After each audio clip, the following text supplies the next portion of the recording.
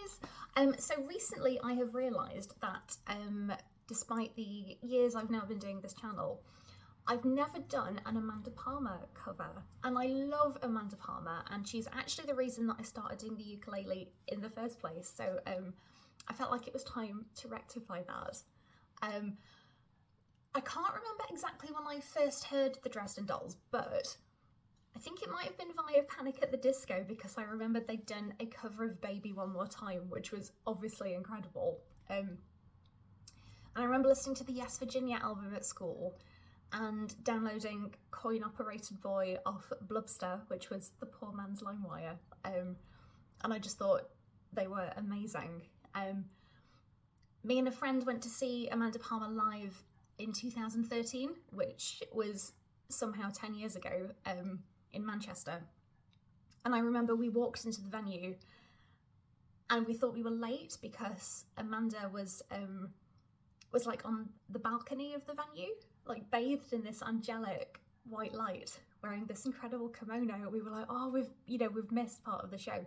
But it turned out that she just sort of like randomly popped up, and she was amazing, and the show was great. And I actually met her after the show, and I don't remember what either of us said, but I remember she gave me a really long hug, and she was absolutely lovely. I find her music very personal and authentic and fun, devastating as well, sometimes all at the same time. But one of the songs that she did was the Ukulele Anthem, which was a really big inspiration and was actually why I decided to even buy a ukulele in the first place.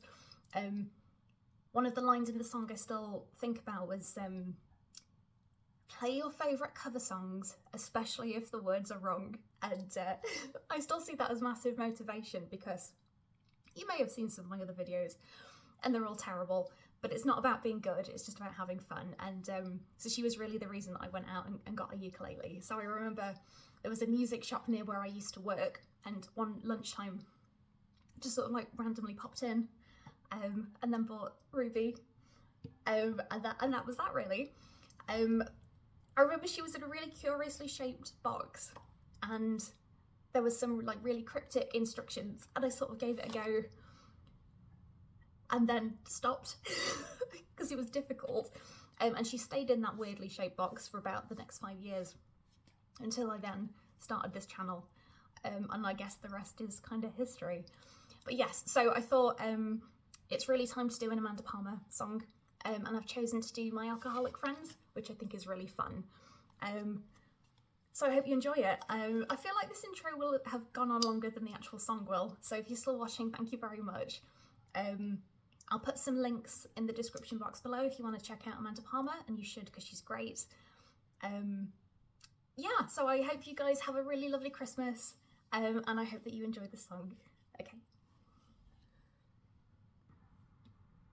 I'm counting back the number of the steps it took for me to get back on the wagon of the weekend. I'll use the auto timer to prove that I'll get home with my imagination. If they find the body in the basement, in the very house that she was raised in, I'm taking down the number of the times, so when we get the sign from God, I'll be the first to call them. I'm taking back the number of the beast, 'cause 6 is not a pretty number.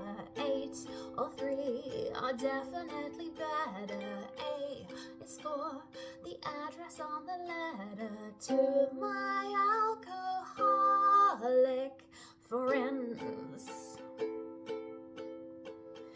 I'm trying hard not to be ashamed, not to know the name of who is waking up beside me, or the date, the season, or the city, but at least the ceiling's very pretty. Should I choose a noble occupation? If I did, I'd only show up late and sick, and they would stare at me with hatred. Plus, my only natural talent's wasted on my alcohol.